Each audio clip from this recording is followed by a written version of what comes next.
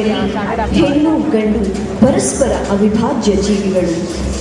ಒಂದು ರಥದ ಎರಡು ಚಕ್ರಗಳಂತೆ, ಒಂದು ನಾಣ್ಯದ ಎರಡು ಮುಖಗಳಂತೆ. ಆದರೆ ಇಂದು ಹೆಣ್ಣಿನ ಸ್ಥಿತಿ ಗತಿ ಏನಾಗಿದೆ? ಯಾಕೆ ಹೆಣ್ಣು ತನ್ನ ಅಸ್ತಿತ್ವವನ್ನು ಕಳೆದುಕೊಂಡು ಪರಾಧೀನೆಯಾಗಿದ್ದಾಳೆ? ಯಾಕೆ ಪುರುಷನ ಅಡಿಯಾಳಿಯಂತೆ ಶೋಷಣೆಗೆ ತುತ್ತಾಗಿದ್ದಾಳೆ? ತನ್ನ ಹಕ್ಕಿಗಾಗಿ ಅವಳು ಎಚ್ಚೆತ್ತುಕೊಂಡರೆ, ತನ್ನ ನ್ಯಾಯಕ್ಕಾಗಿ ಧ್ವನಿ ಎತ್ತಿ ಪ್ರತಿಭಟಿಸಿದರೆ ಆಕೆಯನ್ನು ತಡೆಯುವವರು ಯಾರು? ಹೆಣ್ಣು ಅಬಲೆಯಲ್ಲ, ಸಬಲೆ.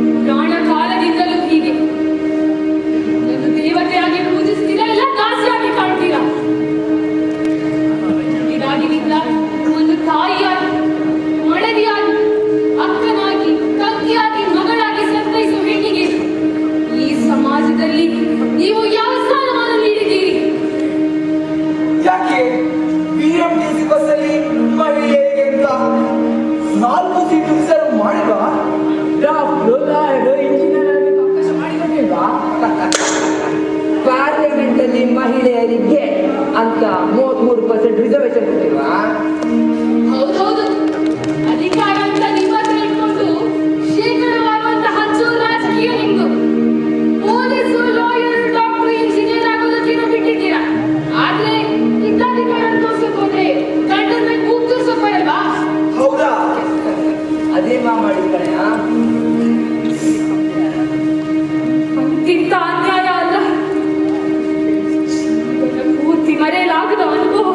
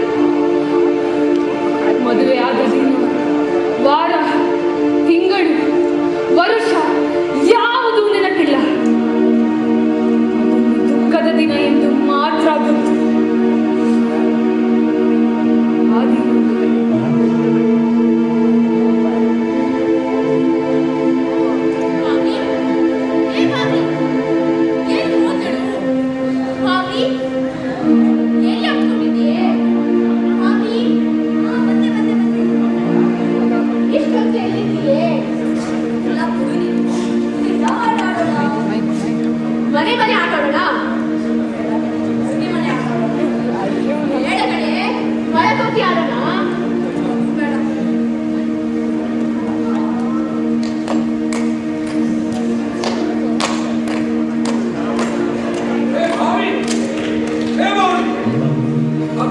ವಯಸ್ಸಾಯ್ತು, ಇನ್ನು ಮಕ್ಕಳು ಆಗ್ತಿದ್ಯಾ? ಇವತ್ತು ನಿನ್ ಕರ್ಕೊಳ್ಳೋದಕ್ಕೆ ನಿನ್ ಗಂಡನ ಮನೆಯಲ್ಲಿ ಓಹೋ, ಗಂಡಾಂದ್ರೆ ಗೊತ್ತಿಲ್ಲ. ನೀನು 4 ವರ್ಷದಲ್ಲಿದ್ದಾಗ ನಿಮ್ಗೆ ಮೊಹಮ್ಮದನೊಟ್ಟಿಗೆ ಮದುವೆ ಮಾಡಿದ್ವಿ.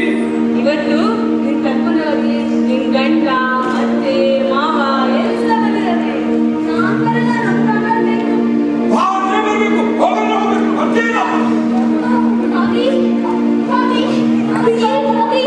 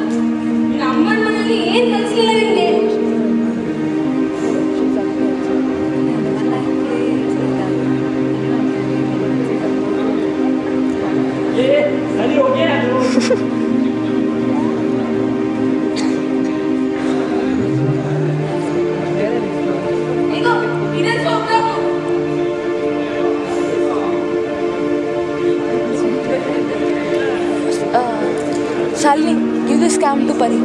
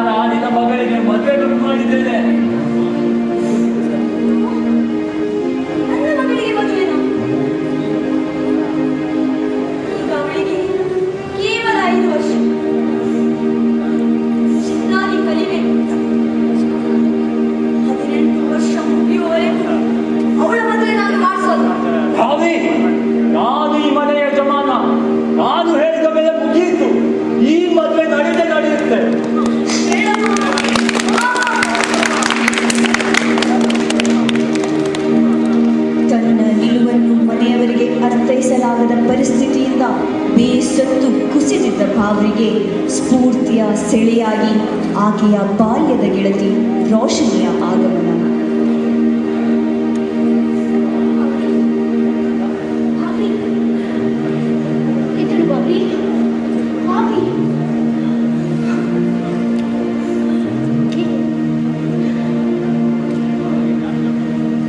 ಅವಳು ಭಾವ್ರಿಗೆ ಸ್ತ್ರೀಪರ ಸಂಘಟನೆಗಳು ಮತ್ತು ಅದರ ಚಟುವಟಿಕೆಗಳ ಬಗ್ಗೆ ಅರಿವು ಮೂಡಿಸುತ್ತಾಳೆ. ಭಾವಿ, ನೀನೇನು ಚಿಂತಿಸಬೇಡ. ನೀನು ನನ್ನಂತೆ ಸಾಧನೆಯಾಗುವಂತೆ ಆಹಾರ, ವಿದ್ಯಾಭ್ಯಾಸ ಇವುಗಳೆಲ್ಲದರ ಬಗ್ಗೆ ನಿನಗೆ ಅರಿವನ್ನು ನೀಡುತ್ತಾರೆ.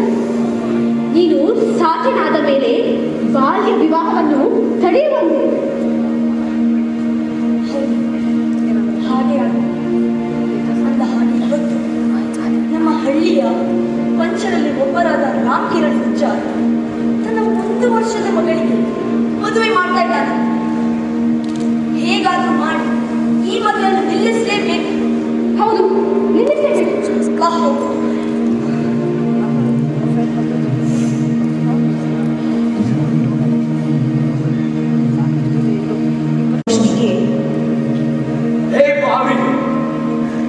ನನ್ನ ಮಗಳ ಮದುವೆ ನಿಲ್ಲಿಸಲು ನೀನ್ಯಾರು? ನನ್ನ ಮಗಳಿಗೆ 1 ವರ್ಷ ಹುಟ್ಟಿದ ಕೂಡಲೇ ಮದುವೆ ಮಾಡ್ತೀನಿ. 18 ವರ್ಷಕ್ಕಿಂತ ಮುಂಚಿತವಾಗಿ ಮದುವೆ ಮಾಡುವುದು ಕಾನೂನಿನ ಪ್ರಕಾರ ಅಪರಾಧ. ಇದು ಕಾನೂನು? ಅದೆಂತ ಕಾನೂನು? ನನ್ನದೇ ಕಾನೂನು ತಿಳ್ಕೋ. ಈಗೆಲ್ಲ ಮಾತಾಡಿದ್ರೆ ಪೊಲೀಸರನ್ನು ಕರ್ಕೊಂಡು ಬರ್ಬೇಕಾಗ್ತದೆ. ಪೊಲೀಸರನ್ನ ಕರ್ಕೊಂಡು ಬಾ. ಅವರು ಮದುವೆ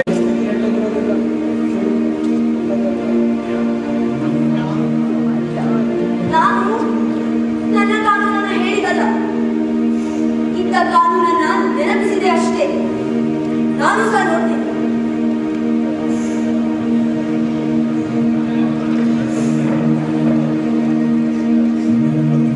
ಬೇರೆಯವರ ಜೀವನವನ್ನು ಸರಿಪಡಿಸುವುದು ಬಿಡಿ, ನನಗೆ ನನ್ನದೇ ಜೀವನವನ್ನು ಸರಿಪಡಿಸುವುದು ಕಷ್ಟವಾಗುತ್ತಿತ್ತು. ಹೇಗೋ ಒಂದಿನ ಸಾಗುತ್ತಿತ್ತು.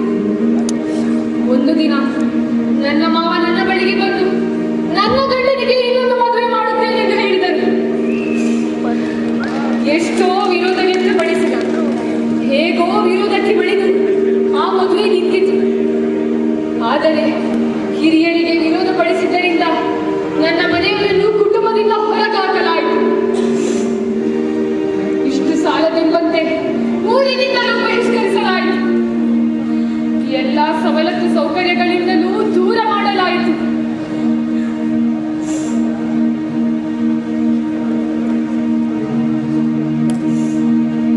ದುಗುಡದ ದುಮ್ಮಾನದ ಮನಸ್ಸೇ, ಅನುಮಾನದ ಬಿಗುಮಾನದ ಮನಸ್ಸೇ,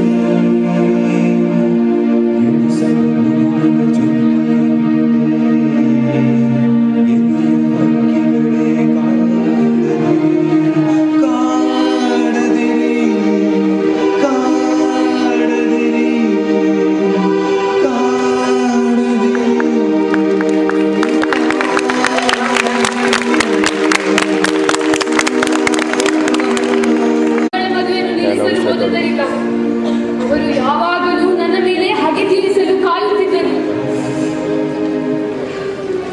ಆ ದುರದೃಷ್ಟದ ದಿನ ನನ್ನ ಜೀವನದಲ್ಲಿ ಬಂದೇ ಬಿಟ್ಟಿತು. ಆ ದಿನ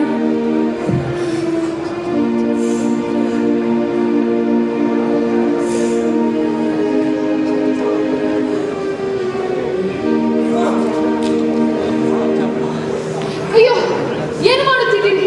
ಏನಿದೆ? ಯಾರು ನೀವು? ನನ್ನ ಗಂಡನನ್ನು ಯಾಕೆ ಕಟ್ಟಿ ಹಾಕಿದ್ದೀರಿ? ಬಿಡಿ, ಹೋಗಿ, ಬಿಟ್ಟು ಬಿಡಿ.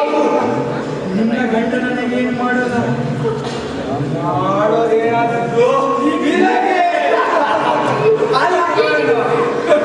ಅಯ್ಯೋ, ಅವರನ್ನು ಬಿಟ್ಟು ಬಿಡಿ, ಬಿಟ್ಟು ಬಿಡಿ. ಹೋಗಿ, ಅವರು ಹೋಗಿ, ಬಿಟ್ಟು ಬಿಡಿ, ಬಿಟ್ಟು ಬಿಡಿ. ಬಿಟ್ಟು ಬಿಡಿ, ಬಿಟ್ಟು ಬಿಡಿ.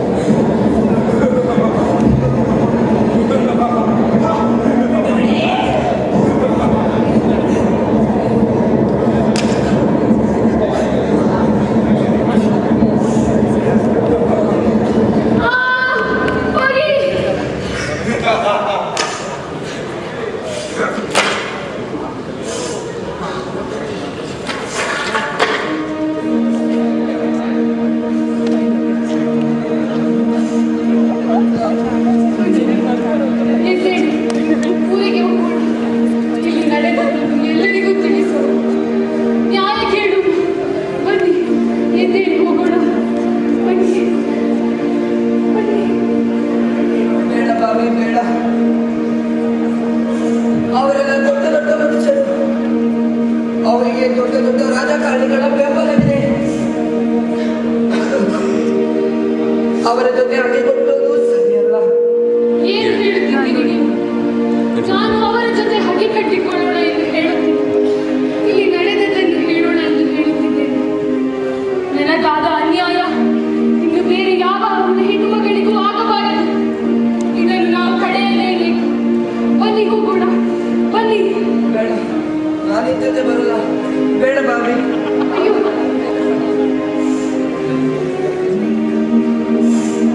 ತನ್ನ ಮೇಲಾದ ಅತ್ಯಾಚಾರದ ವಿರುದ್ಧ ಗಂಡನ ಬೆಂಬಲ ಇಲ್ಲ ಎಂದು ಭಾವಿ ದುಃಖದ ಚಿಂತೆಯಲ್ಲಿ ಇರುತ್ತಾಳೆ.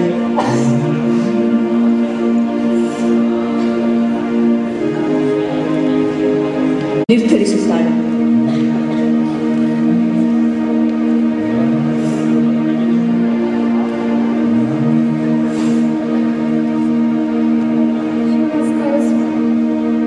ನನಗೆ ಅನ್ಯಾಯವಾಗಿದೆ.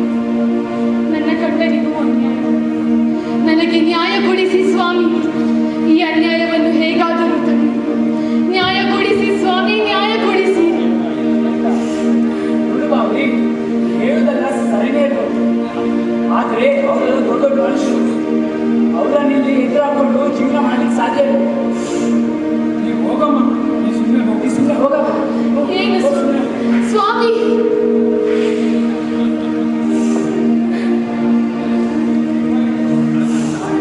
ಅಲ್ಲಿಯೂ ನ್ಯಾಯ ದೊರೆಯದ ಕಾರಣ ನ್ಯಾಯ ಪಡೆಯಲೇಬೇಕೆಂದು ಊರಿನ ಪೊಲೀಸ್ ಠಾಣೆಗೆ ಹೋಗಲು ನಿರ್ಧರಿಸುತ್ತಾಳೆ. ಸ್ವಾಮಿ, ಸ್ವಾಮಿ, ದಯವಿಟ್ಟು ನನಗೆ ನ್ಯಾಯ ಕೊಡಿಸಿ ಸ್ವಾಮಿ. ದಯವಿಟ್ಟು ನ್ಯಾಯ ಕೊಡಿಸಿ.